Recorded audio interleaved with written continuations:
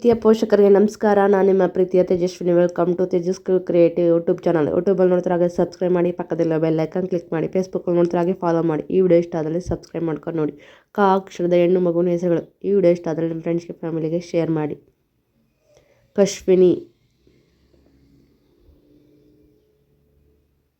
ಶಿರಜಾ,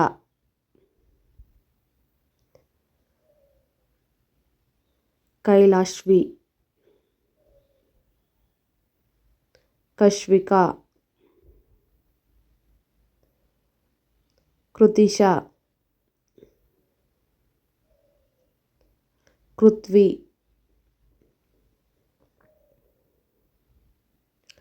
ಕೈರವಿ,